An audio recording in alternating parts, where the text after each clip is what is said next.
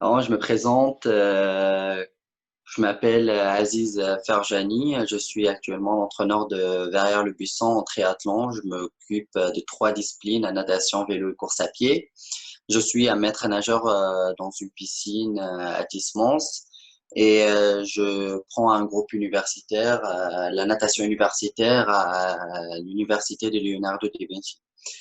Donc, j'ai comme diplôme, j'ai le DEGEPS, perfectionnement sportif, triathlon, et j'ai la licence STAPS, entraînement sportif, triathlon, et je viens de passer mon BPGEPS, activité aquatique à la natation. Donc, aujourd'hui, je vais vous dire le programme. Donc, on va faire un petit rappel de ce qu'on a fait la dernière fois, les exercices avec les élastiques. Et après, on va passer un petit peu, on va rester un petit peu sur la technique de nage, un petit rappel aussi. On va parler un petit peu de la position de la tête, la respiration, les battements de jambes. Et après, la séance, ça va être après plus détaillé sur le départ du plot. Dans une compétition de pentathlon, en fait, ça commence par un départ et on va être sur les plots. L'arbitre, il donne un signal et on va partir. Donc, qu'est-ce qui se passe dans cette phase? Après, après le départ, on a une coulée. Comment on peut avoir une coulée efficace. Et après, on a la distance qu'on va le faire, le crawl, mais comment aussi on peut gagner du temps sur les virages, du comment on peut avoir un virage efficace aussi et comment on peut apprendre à faire le virage. Et si après il nous reste un petit peu le temps, on va discuter un tout petit peu comment on peut aussi travailler les étirements et spécifiques natation et comment on peut gagner en souplesse et diminuer un petit peu la rigidité des épaules, qui ça me permet aussi de gagner beaucoup en amplitude pendant la propulsion.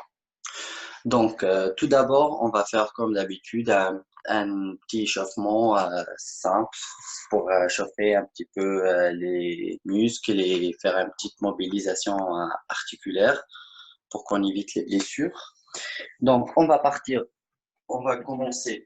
Donc, je vais mettre la caméra ici. Hop, normalement, c'est bon.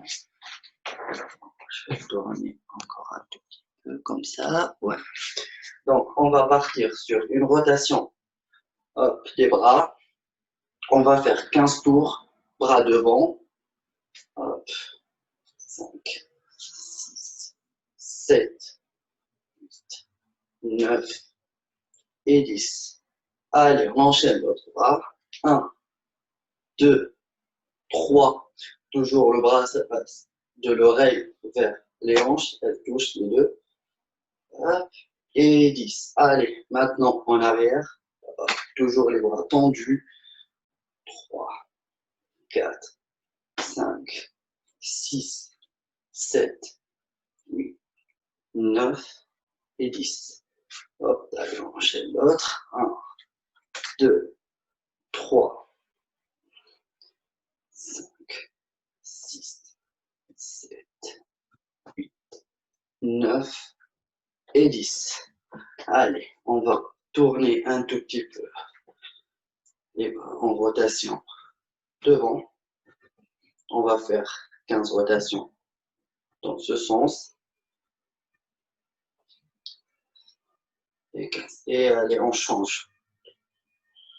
4, 5, 6, 7, 8, 9 et 10. Allez, on met les mains sur les épaules et on va tourner devant. 1, 2. On fait des grands tours. Là, des grands cercles. 7, 8, 9, 10, 11, 12, 13, 14 et 15. Et maintenant, en arrière. 4, 5, 6, 7, 8, 9 et 10. Encore. Et 15. Allez, maintenant, on va mettre les deux bras en haut. Et maintenant, le bras droit, ça va tourner devant et l'autre bras gauche, ça va tourner en arrière. En même temps, là, hop, 1, 2, 3.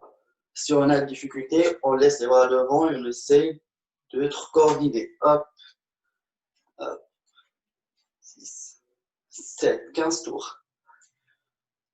10, 11, 12, 13, 14 et 15. Et maintenant, dans l'autre sens. Hop, 4, 5, 6, 7, 8, 9 et 10. Allez, on relâche un petit peu. Maintenant, on va chauffer un petit peu. Et on tourne la tête à droite. 10 tours.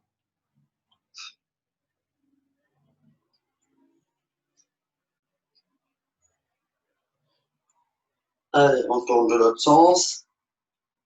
On ferme les yeux. Ne pas avoir le vertige.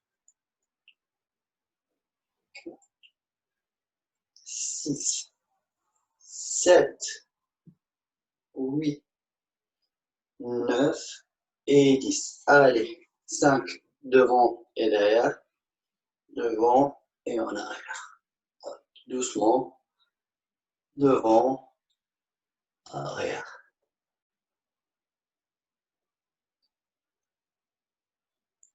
Et 6. Allez, maintenant on va tourner le bassin. 10 tours. On fait des grands tours.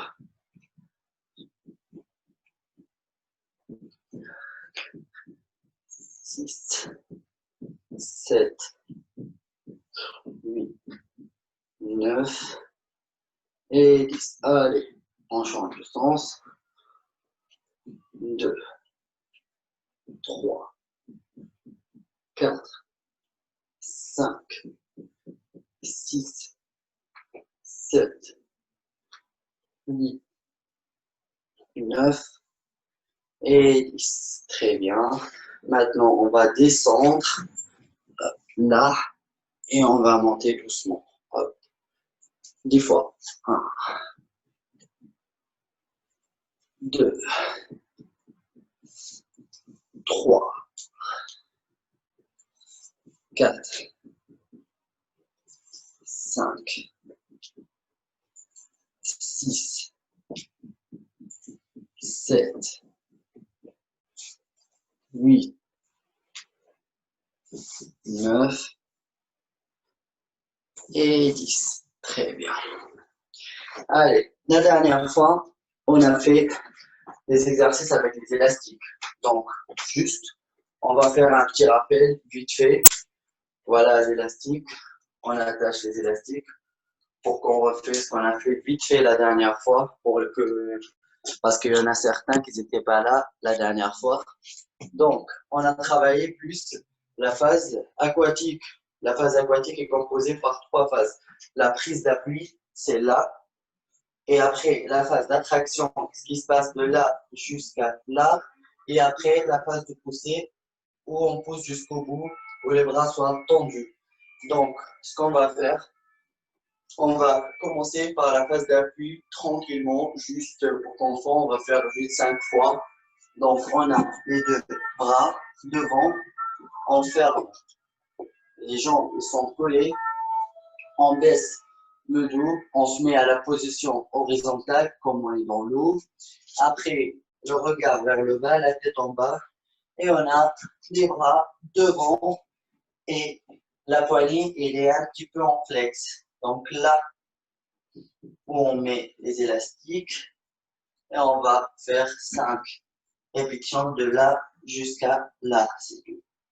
Allez, 1, 2, 3, 4 et 5. Donc, maintenant, on va faire la phase d'attraction.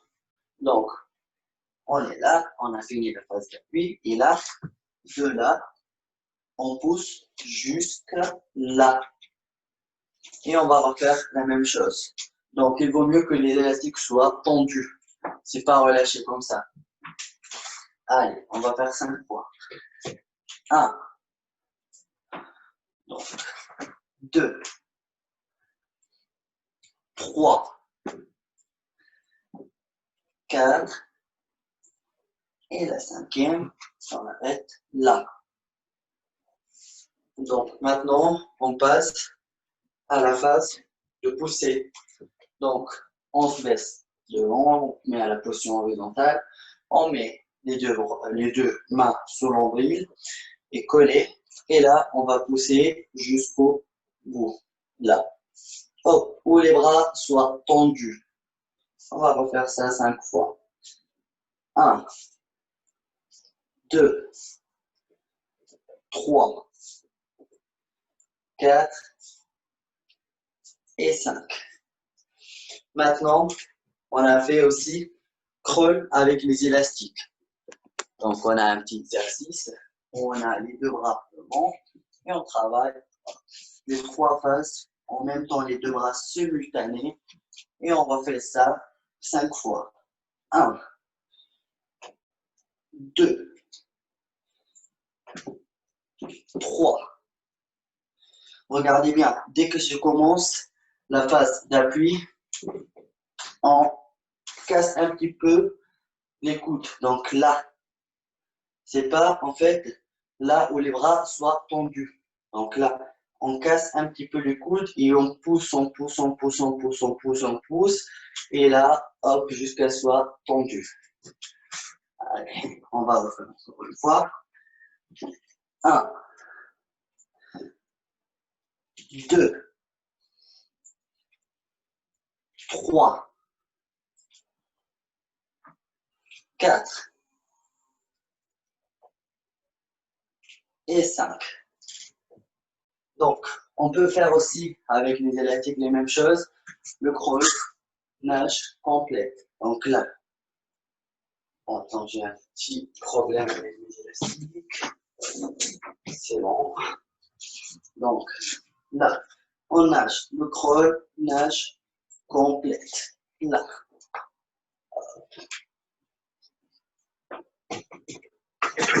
Donc la dernière fois, on a fait ces exercices. On a dit qu'on peut le faire avec des 20 répétitions à chaque phase. Donc on commence la phase d'appui, 20 répétitions. Après, on prend 30 secondes, 1 minute de repos, ça dépend comment vous sentez. Et après, on passe à la phase d'attraction, 20 répétitions. Après, repos. Et après, on passe à la phase de poussée. Et après, on va refaire la même bloc x2 ou x3 quand vous sentez. Il vaut mieux quand on travaille avec les élastiques de faire les mouvements doucement.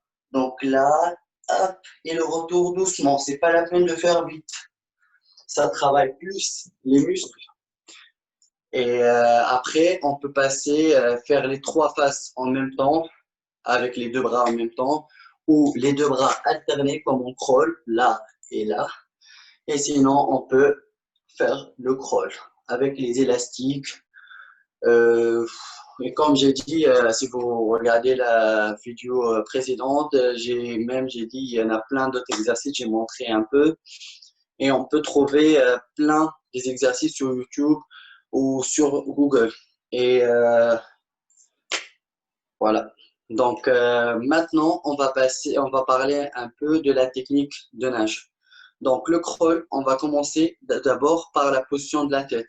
La position de la tête, donc je me mets à la position verticale, horizontale, et la tête doit être en bas. Si on monte la tête, donc si on est là, dès qu'on monte la tête, le corps, il va être comme ça dans l'eau et ça va créer une résistance pendant la phase de propulsion. Donc la tête, c'est l'axe du corps. Dès qu'on baisse la tête, et hop, le corps, il va être à la position horizontale où on peut traverser, on se met dans une position aérodynamique. Ça facilite la propulsion dans l'eau. Donc, la tête toujours en bas. Maintenant, on va passer à la respiration. Donc, la respiration, on tourne la tête dès que mon bras elle se met dans l'axe et devant et collée à la tête là, derrière l'oreille. On peut tourner la tête et la moitié de la tête qui sort de l'eau et on prend l'air vite. On prend l'air vite et hop, l'autre, elle commence le retour aérien. Et là, on rebaisse la tête dans l'eau. Hop, et on souffle. Toujours, il faut souffler avant de prendre l'air. Donc là, on respire, je prends l'air. Regardez bien, il y a mon bras qui est collé à la tête. Si mon bras est vers le bas ou un petit peu décalé, n'est pas dans l'axe, ça va créer tout d'abord un déséquilibre pendant la nage et aussi ça peut créer aussi une résistance. Donc là, si on avance, il y a l'eau, il y a du freinage. Donc on va perdre du temps. Donc là, hop, le bras collé à la tête, derrière l'oreille, on prend l'air, on remet la tête dans l'eau, on tourne les bras. Et là, avant de respirer, je souffle. Et après, je tourne pour que je puisse prendre l'air. Maintenant, on passe à la technique des bras. Donc, la phase aquatique, comme on l'a dit, hop, phase d'appui, attraction et poussée. Après le retour aérien, hop, on monte les coudes et on va passer la main juste à côté de l'épaule. Pour certains, ça peut être un petit peu difficile parce que on a une rigidité dans les épaules où on ne peut pas vraiment faire ce mouvement. Donc, il y en a certains qui vont être là, ils ont les mains là, ou ils ont les bras tendus parfois, et hop, ils le mettent comme ça. Donc, ce que je vous conseille, de travailler plus des exercices d'étirement et pour gagner en souplesse. Je vais vous montrer à la fin de la séance comment on peut travailler ça. Donc, je reviens sur la phase aérienne. Donc là, mon bras, elle avance, elle avance, elle avance. Et l'autre, elle commence à faire la phase aquatique. Et hop, dès que mon bras, soit bras droit, soit devant, l'autre doit être derrière. C'est comme un moulin. Hop. Elle tourne en même temps. Hop, hop. Aussi, la peau où on peut poser ma main dans l'eau. Donc, il faut là, ça avance et on doit mettre ma main dans l'axe devant, pas écartée ni droite ni à gauche. Donc, là, dans l'axe, hop, hop. Pourquoi j'ai parlé aussi de travail des étirements? Parce que si on est souple, ce qui va se passer, donc on aura plus d'amplitude. Donc pour certains, si on pose la main ici, ils ne peuvent pas ramener plus les bras devant et dans l'axe, ça va être là. C'est parce qu'en fait, on est un petit peu rigide au niveau des épaules.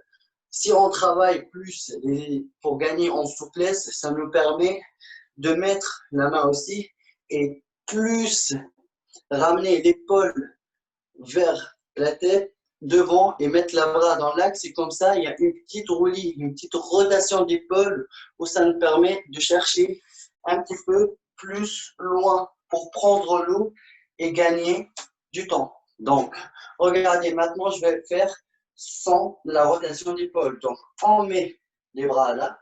Regardez, ma main, elle s'arrête là. Si je vais tourner un petit peu l'épaule et gagner en amplitude, donc regardez, je peux chercher un petit peu plus loin.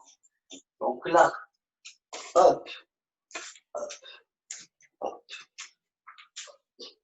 Et là, regardez bien, il y a une petite rotation d'épaule. Donc, moi, je dis, si on va, par exemple, nager, on remarque s'il y en a plein des nageurs qui ne font pas la rotation d'épaule et ils peuvent y aller tellement vite, mais pour aussi plus gagner en fréquence. Je pense que pour la nage sprint, pour faire des 100 mètres, 50 mètres en sprint, donc les nageurs, ils se mettent là et ça tourne rapide là. Hop. Il n'y a pas énormément une rotation d'épaule, même ni de bassin. Mais par contre, si on remarque, il y en a plein de nageurs qui nagent du fond, qui utilisent beaucoup une nage en amplitude, ça permet d'économiser l'énergie. leur énergie et ça permet aussi de gagner en amplitude et rester sur leur rythme dès le début jusqu'à la fin en nageant en amplitude. Hop, là, là. Donc, euh, j'espère que normalement c'est clair au niveau technique du nage. Oui, on va parler aussi du technique du battement. Donc, les battements en crawl, c'est toujours les jambes tendues. Et en fait, là, la cheville, les pieds, ils sont un petit peu souples et toujours tendus, pas en flex. En brasse, on peut laisser les pieds en flex, donc pour faire les ciseaux, mais sinon en battement, c'est toujours tendu. Il y aura une petite, les pieds doivent être un petit peu relâchés pour faire le mouvement jusqu'à la fin en battement. Donc là, hop, si on est là, on ne peut pas pousser l'eau. Donc on doit pousser l'eau vers le haut, là. Aussi, il y a une petite flexion. C'est pas vraiment une flexion énorme où on va faire là, le battement comme ça. Et là, on perd du temps et on crée surtout un déséquilibre au niveau de la nage. Donc, il y a une petite flexion pour que le pied il arrive à pousser l'eau. Comme ça, hop, hop. C'est pas comme ça. Donc là, hop, là, le battement est rapide et successif. Après, ça dépend. Il y en a certains nageurs qui peuvent nager avec les pieds qui ne s'arrêtent pas. Il y en a des autres qui nagent avec les pieds juste, voilà, pour garder l'équilibre du corps. En fait, les battements de jambes, ça sert plus pour garder l'équilibre du corps pendant la nage. Donc, on a parlé de la technique de nage. Juste, j'ai fait vite fait un petit rappel. Et la dernière fois, on a parlé un petit peu plus détaillé de ça. Maintenant, on va parler de ce qui se passe avant qu'on se met dans l'eau pour commencer les 200 mètres. Parce que voilà, on a une distance de 200 mètres. Mais par contre, il y a un arbitre au début qui vient dans les compètes et qui dit, il siffle, il met une sifflet au début. Donc, on a le flot devant nous. Donc, ce qui se passe, on va avancer, on prépare les bonnets et les lunettes. On attend. Deuxième sifflet, on monte sur les plots et on attend qu'ils disent le mot à vos marques. Donc, s'il dit le mot à vos marques, tout de suite, on se met en place. Donc, soit les pieds devant ou l'autre derrière et hop, on tient le plot et on descend. Regardez, il y a un petit peu les jambes fléchies et l'autre en arrière sur les points des pieds. On descend, la tête en bas. Et on attend la dernière sifflet pour qu'il donne le départ pour partir et commencer la nage. Donc, il y en a deux départs. Il y en a le premier départ où on a les deux pieds devant, où on accroche avec les orteils au plot pour qu'on ne glisse pas et pour qu'on puisse pousser plus loin. Donc, on met les deux pieds devant et on descend, on tient le bord du plot, un petit peu flexion du genou, on tient les plots, on baisse la tête et dès qu'il donne le départ, on pousse fort vers l'avant. Ou, comme j'ai dit, un pied devant et un pied derrière. Là, on tient le plot, on baisse un petit peu dès qu'il donne le départ et on pousse pour partir. Donc, il y en a deux types de départ. Après, pour certains, ça pourra être un petit peu compliqué les départs. Ils vont faire des plats et ils vont être pas très à l'aise pour commencer sur un plot où ils ont peur de faire un départ du plot. Donc moi, ce que je vous propose, donc on commence doucement. Il y avait le bord du bassin. Donc on peut s'asseoir au début au bord du bassin. On met les pieds dans l'eau. Donc on met les bras tendus derrière les oreilles, la main une sur l'autre, on regarde devant, et hop, on se baisse, et hop, on entre dans l'eau par les mains. On se bascule et on laisse tomber devant. Ou Si on arrive à faire ça, on se lève, on se met au bord du bassin où il y a l'échelle, on s'éloigne un tout petit peu de l'échelle et on fait ce mouvement-là. On baisse la tête et on se bascule et hop, on descend dans l'eau. Si après on arrive à faire ça et on en a enlevé un petit peu la peur, donc on passe à la position demi-assise. Là, et on baisse et on laisse tomber dans l'eau. Après, si on a aussi, on arrive à faire ça, on passe à côté du plot. C'est un petit peu plus loin, plus haut. Désolé. Donc, qu'est-ce qu'on fait? On peut faire les 3 étapes ou on peut faire là, cette position, les bras devant et hop, on se laisse tomber. Après, c'est pareil, on arrive à faire ça, on monte sur le plot. On peut la faire avec la position assise. Comme ça, on regarde toujours l'eau, on ne lève pas la tête devant. On regarde toujours l'eau et on laisse tomber en gardant la tête entre les bras. Si on lève la tête pendant le départ, ce qui va se passer, tout de suite, on va avoir un plat et ça fait mal. Donc, au début, c'est pas grave si vous avez fait des plats, mais par contre, surtout, pour qu'on arrive vraiment à faire un bon départ, il faut toujours garder, regardez bien, la tête en bas entre les bras et les bras bien serrés là. Et surtout pas, dès qu'on pousse au plou, on ne lève pas la tête parce que sinon, au lieu de partir comme ça et on entre dans l'eau avec la tête, on va faire hop, dès qu'on lève la tête, ce qui va se passer, le corps va rester comme ça et pas un plat. Donc, je reviens sur le départ.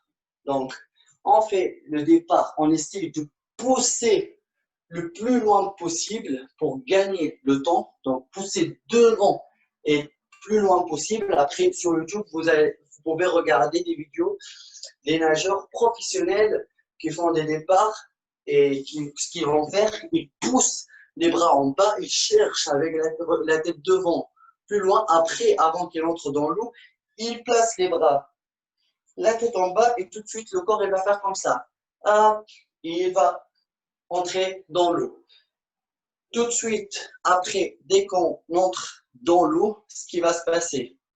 Donc, on doit créer le moindre de résistance. Donc, on doit traverser l'eau comme une flèche. Donc, les bras bien tendus, bien serrés, la tête en bas. Et hop, on descend dans l'eau et tout de suite, on va faire les ondulations.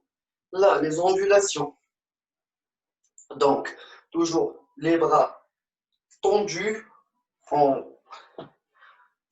en flèche. Donc là, et on va faire, hop, les ondulations. Donc, les ondulations, comment on peut le travailler? Il y en a certains qui vont faire des ondulations là. Non, c'est faux. Donc, les ondulations, ça part de la tête. Pour travailler les ondulations, on peut juste pousser au mur. On est dans l'eau, on se met sur le dos. C'est plus facile de faire des ondulations sur le dos que sur le ventre. Donc, on met les bras collés au corps.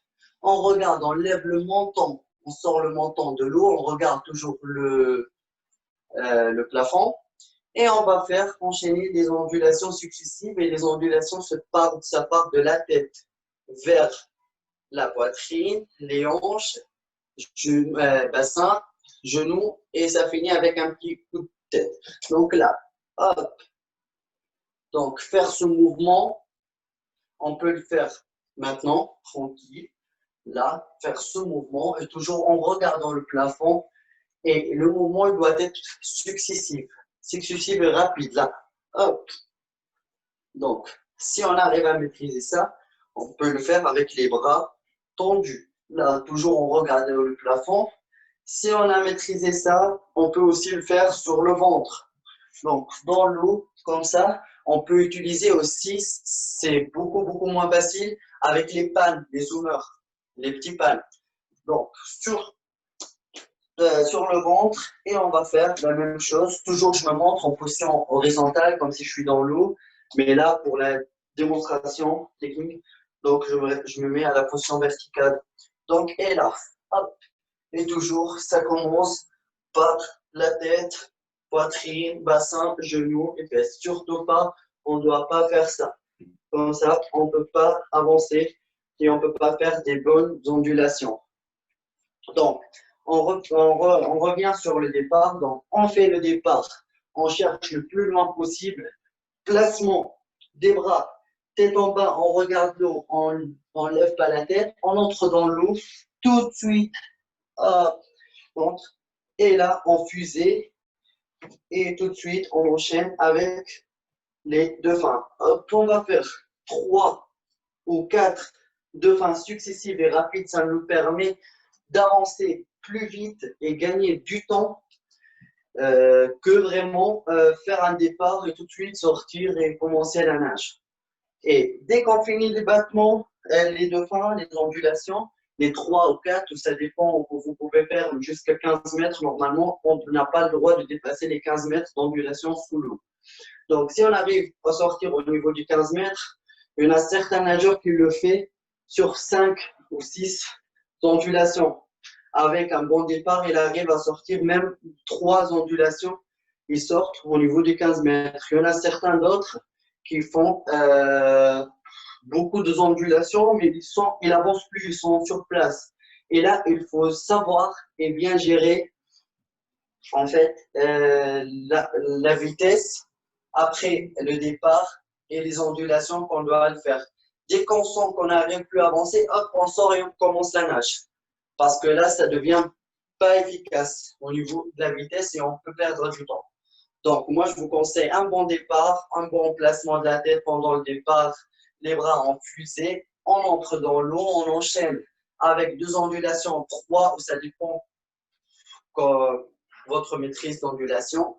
On sort, on active les battements, donc on finit les ondulations, on active les battements en 1 seconde ou 2 secondes, 1, 2, et là, ça part, le crawl. Hop, hop, hop.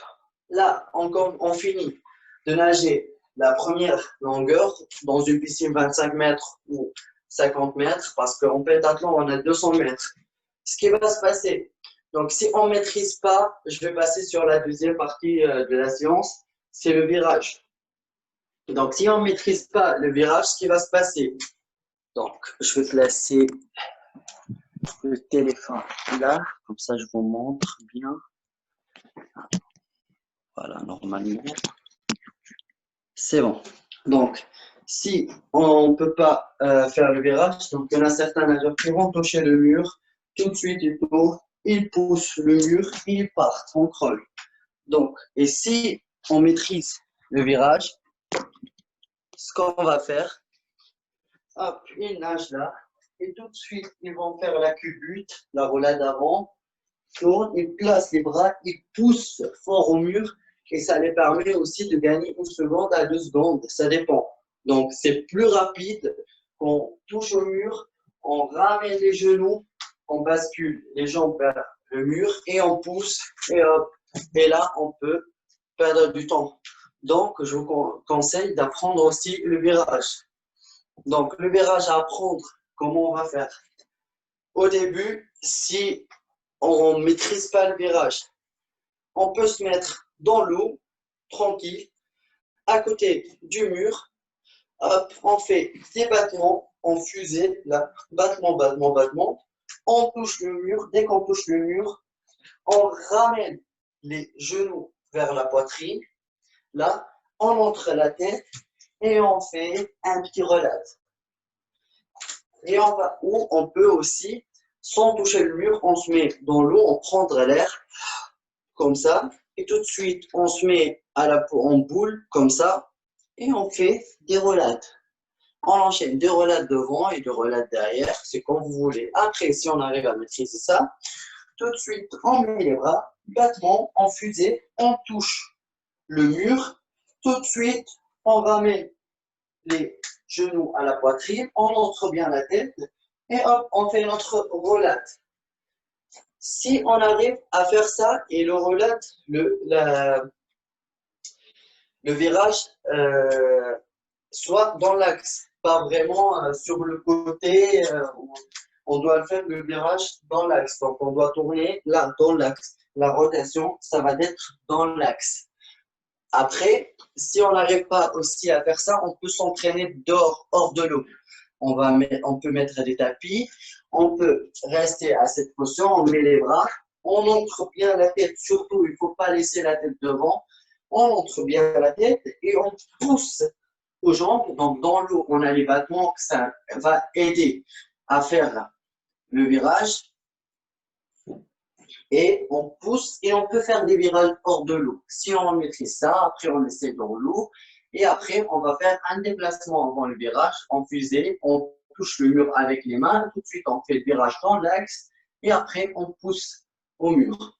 Donc maintenant, si on arrive à maîtriser aussi avec en fusée, on va faire en crawl. On nage en crawl avant de toucher le mur, juste avant. Comme ça, on repère la distance entre la main et le mur. Genre, même pas 20 cm. Tout de suite, on enchaîne le virage avec la main. Et on fait le roulade, la culbute dans l'axe. Après qu'on a fait la culbute, il y aura quoi? On va se trouver sur le dos. Donc, à la fin de la culbute, il y a une petite rotation, une demi-rotation en fait, pour qu'on revienne sur le ventre. Et tout de suite, il y aura un replacement. On replace les bras toujours en fusée derrière les oreilles, derrière la tête, là. Et tout de suite, on pousse fort au mur et on enchaîne avec les ondulations. 3 ondulations sous l'eau. Il faut toujours pousser fort pour que les ondulations aussi soient efficaces sous l'eau. Fini. 3 ondulations et on repart en crawl. Donc, le virage, on arrive, on crawl, on fait la culbute. Il y a un demi-tour là, en placement des bras derrière la tête, pousser fort sur le mur. Donc, il y en a certains nageurs, comme Ryan Lochte par exemple, il ne fait pas la rotation, le petit pivotement après la culbute. Donc, il fait son virage, il reste sur le dos, il pousse et il fait le collet sur le dos. Comme ça, pendant ce collet, il y aura une petite rotation et là, il revient sur le ventre. Lui, il s'entraîner, c'est pas interdit, on peut le faire, mais lui, il est plus efficace quand il fait ça qu'il fait les coulées sur le ventre. Mais par contre, on regarde bien, c'est Michael Phelps, toujours, il fait 6 coulées jusqu'aux 15 mètres et sur le ventre. Donc, il y en a des types de coulées enchaînées après le virage, ça dépend. Donc, moi, je vous conseille qu'on apprend à faire un virage avec une coulée sur le ventre. C'est basique et c'est beaucoup plus simple. Normalement, j'espère que ça sera clair pour le virage. Après, je vous laisse un petit peu de temps pour poser des questions. Maintenant, on va on va passer sur la troisième phase. Comment je vais vous proposer quelques petits exercices où on peut gagner un petit peu en souplesse pendant la natation. Donc, moi, personnellement, je fais les exercices d'étirement le soir. Donc, il vaut mieux aussi de les faire pour gagner, vraiment, faire 5 fois par semaine ou tous les jours, ça, on prend 10 minutes. C'est mieux de le faire, par exemple, 2 heures par mois ou 2 heures par semaine. Donc, ça ne sert à rien. Donc, moi, je vous conseille plus efficace de le faire 10 minutes chaque jour, on soit régulier pour gagner en amplitude que les faire une seule fois par semaine ou par mois. Donc, euh, la- la- le plus dur en souplesse, c'est que en fait, de gagner en natation, c'est de gagner en souplesse au niveau des épaules. Il y a toujours une rigidité qui c'est un petit peu compliqué de mettre les bras comme ça derrière les oreilles. On va être un petit peu rigide comme ça. Et là, je vous propose de faire ces exercices. Après, sur Internet, il y en a plein d'autres exercices où on peut gagner en souplesse. pour que ça vous permet aussi de gagner, comme j'ai dit tout à l'heure, en amplitude dans l'eau pour qu'on soit à l'aise pour le positionnement des mains ou des bras dans l'eau et ça aide aussi pour être plus fluide pendant la nage et tout. Donc, on va commencer par un petit exercice où on peut l'essayer tous ensemble. Je vais positionner la caméra comme ça.